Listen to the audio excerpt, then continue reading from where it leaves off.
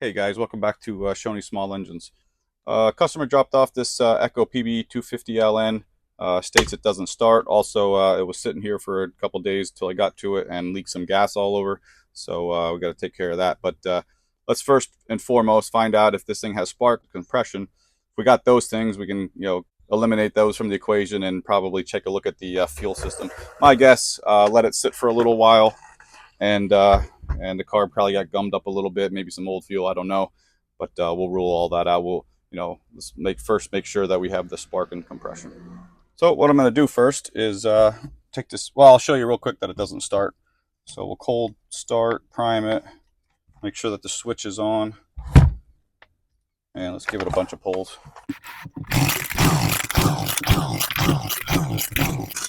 I'll even try no choke with the throttle on too.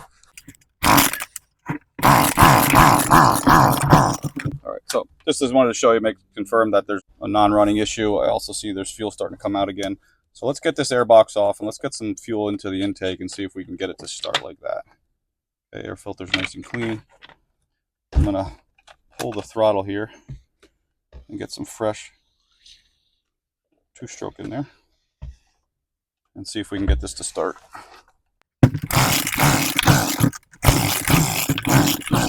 One more try.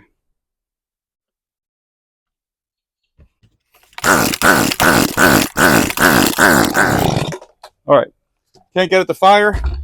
That could mean spark or a compression issue. Easiest thing to do first is check for spark. It could be neither of those, and it's just it's not. It just doesn't want to ignite. Could be a spark plug problem. Let's check for spark first. See if the coil's working. Could be a electrical issue from the switch. Let's see. All right, I'm not getting spark. Okay, that was easy enough. All right, spark tester, no spark. Could be a coil problem, could be a switch problem. Let me try it. Opposite switch, maybe it's hooked up. No, still no spark. You can see here in the spark tester, no spark at all. Okay, that should glow orange. It's not. So we got a spark problem. So let's dig in. Let's check the coil. It's hard to do a bench test on a coil. However, we can see if the switch is giving us a problem, and then if we can rule the switch out, then we'll go ahead and just order a coil. We'll just get like an aftermarket coil. So first thing we got to do, get all this cover off here to get down to that coil inside. I'm going to take the hose off the front so I have a little bit more space to move this thing around and maneuver it. Okay, that's just a little clip underneath here to unlock that. So now we can have a little bit more access and maneuverability. All right, looks like a bunch of T25 Torx holding this cover on. We're going to take that off first. All these are the same. Let me get the spark plug out of the way. I think that should be enough to, yeah, there we go. Wire out of the way. And that should lift. There we go. All right, so I want to just double check these wires here. They look okay. Looks like the switch is all right. Let me get this throttle linkage out of the way. What I can try is disconnecting this switch altogether and seeing if I get spark now.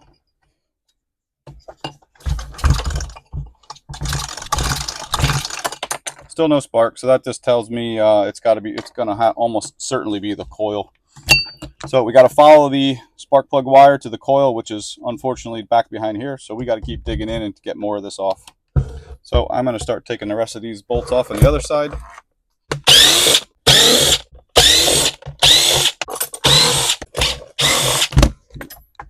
And that cover will come out of the way. Now let's get this bolt off. I may be able to get this off with a torque, but I may have to block the cylinder. Let's see if we can get it with the impact. Okay, I got it. With enough speed, I was able to break that free. All right, we'll wiggle that off. A couple more Torx bits to get the housing off here.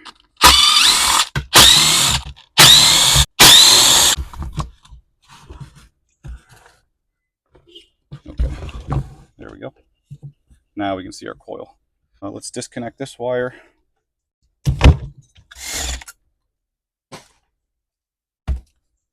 I'm just going to finger tight that for now.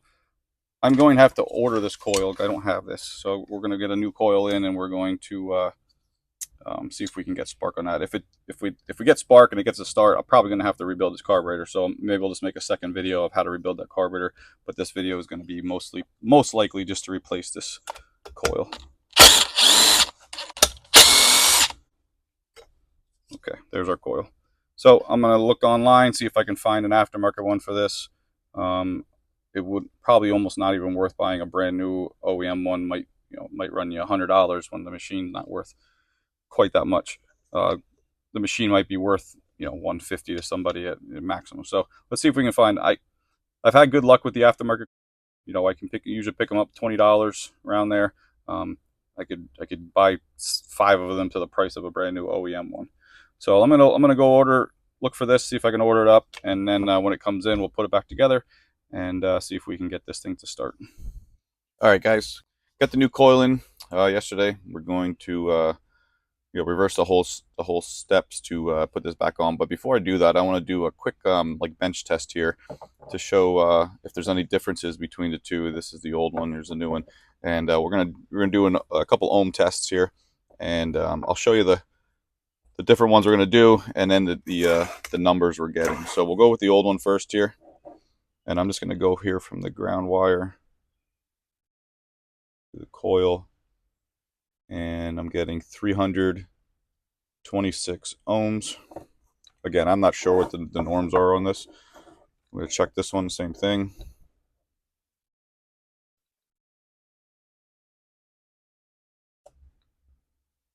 $396 ohms. So not sure if that 60 70 ohm difference is an issue here, but could be.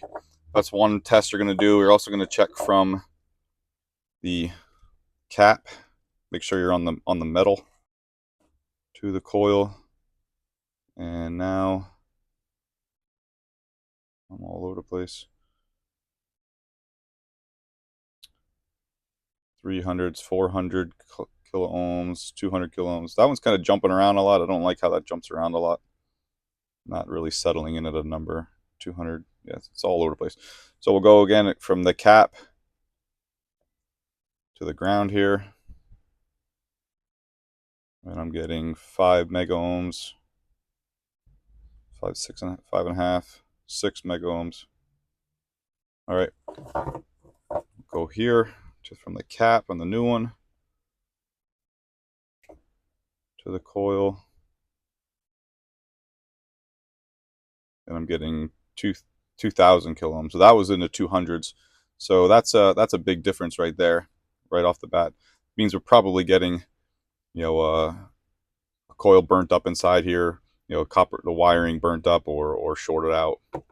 And then we'll also do the cap to the ground. I think that was 5 on the last one, or 2, and this one's 2.8. So that was pretty good. It was the for the coil from the cap to the coil itself. I think it was our biggest difference by 200 kilo ohms. So if they were identical numbers or very close, I would be like, oh, maybe it's not the coil, but those numbers are off a lot. So I'm going to go ahead and say that it's probably the coil in this one. We'll put this on. We'll reverse everything and see if we can get this thing to fire up. Okay, first thing we're going to do is put the coil on here, but I'm just going to kind of finger tight it because I have to gap it, but I'll do that after everything's kind of in. All right, so once I get this down, I'm just going to go almost tight. I'm going to take a business card and put it right in between the coil and where the magnet is. Okay, and that's how I'm going to gap my coil, right like that. And now I'm going to tighten these guys down. I'm going to tighten that by hand before and that should be pretty good. If you are using impact on some of these, on jobs like this on small engines, you always want to come in here and make sure you hand tighten everything so that doesn't vibrate loose. Now we'll hook up the kill wire. Now we're going to put the engine back in this first housing.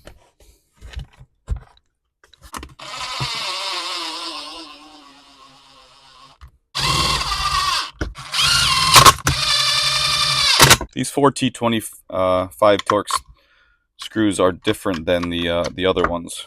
These go into plastic, these go into metal, so make sure you don't screw those guys up. Back up top we have the ground wire. These wires feed in through here. I'm going to kind of put these in temporarily to the kill switch. Alright, put the flywheel fan back on. Little holes in the back line up with the little holes here. Just make sure that's flush in the front. A 1/2 inch torque.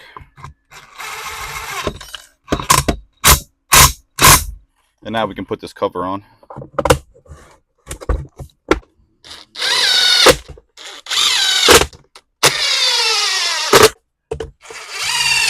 Before we tighten these front ones, actually loosen up a little bit more. We gotta spread that open a little bit just to get this locking blade in. And then we'll tighten the rest of these down.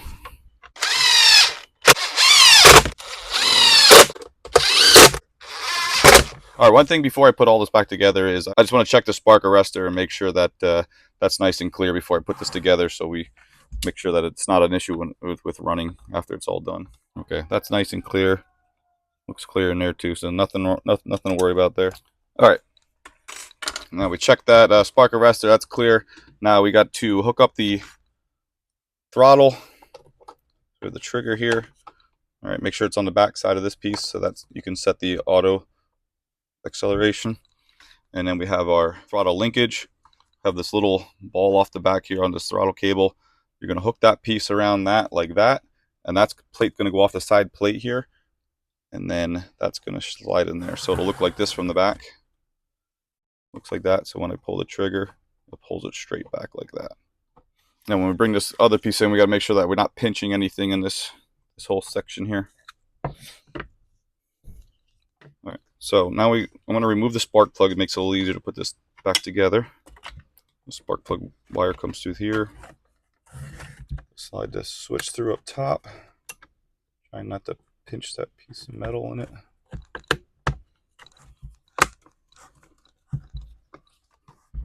There we go.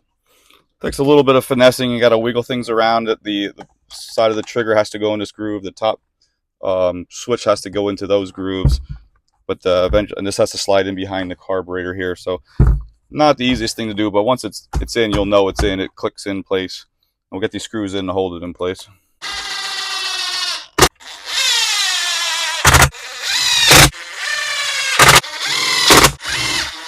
Alright, just cleaned up the spark plug a little bit. I'm going to attach the spark plug to the wire, hold it against the machine, and see if I can get some spark as I pull the starter. Alright, I'm getting some pretty good spark there. So we know we have spark now. This should start as long as the carburetor is not in bad shape. If the carburetor is in bad shape, which it leaks gas, so I'm probably going to do something about it. But I'm going to make that a separate video. If you need to know how to clean this carburetor, check out that video. I'm going to put this in and see if it starts, but at least we know we have spark. Tighten this down. Don't over tighten. Use common sense. You don't want to strip that. Alright, let's see if it starts on its own power. Switch is on, choke's on, primed. Sounded like it wants to.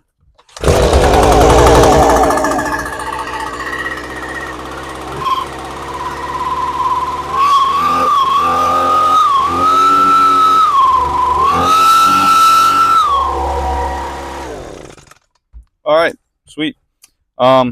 Definitely needs some carb work, either adjustment or cleaning. I said it leaks fuel, so I'm going to go ahead and do all that, but you can hear it doesn't rev all the way up. Sounds like it's a little bit rich, so I'm going to go ahead, tear into that. But as far as figuring out why this thing wouldn't start, ended up being the coil. Again, I'm okay with the aftermarket ones. I think they work fine.